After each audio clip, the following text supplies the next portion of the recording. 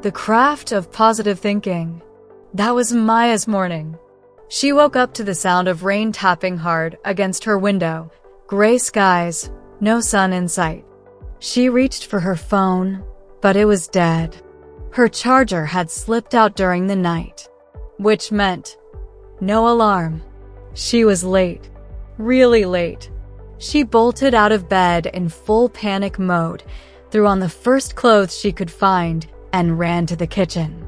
She tossed some bread in the toaster. At least she could grab a quick bite, right?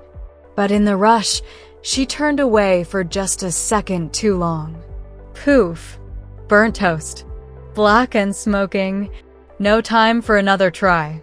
She grabbed a granola bar, slung her bag over her shoulder, and sprinted to the front door, just in time to see her school bus pulling away.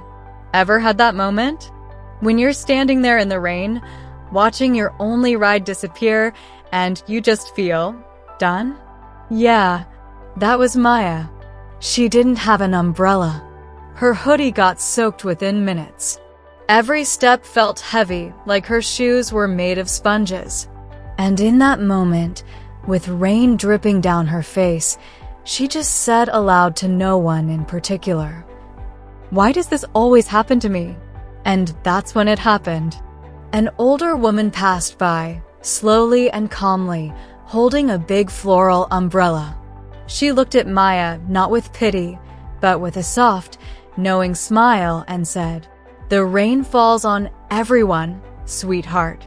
But only some see the flowers it helps grow." Then she walked on, as if she had just handed Maya a tiny bit of magic and didn't need to explain. Maya stood there in the rain, blinking. What did that even mean?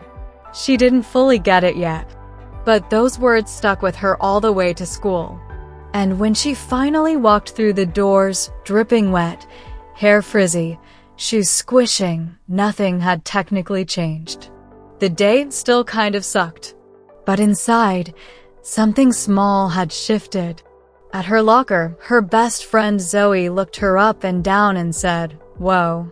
Rough morning." Maya sighed, then gave a tired little grin.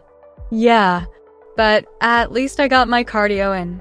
And to her surprise, Zoe laughed. That laugh was like flipping a switch. Maya started looking at things a little differently. Not in a fake way, not pretending the bad stuff wasn't happening, but just noticing the good that was still there. In math class, when her pencil broke, she smiled and pulled out a backup. "Glad I brought two," she whispered to herself.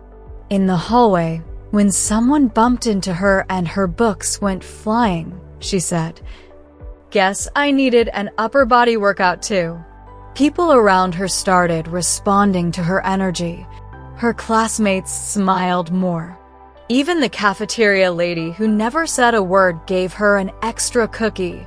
Later in art class, she saw Jared, the quiet kid, sitting alone.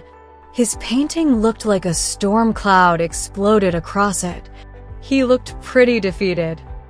So Maya sat down next to him and gently said, "Stormy sky." He nodded. "Like my whole day."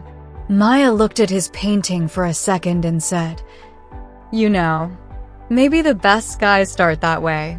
A little chaos before the colors show up." And right then, Jared smiled.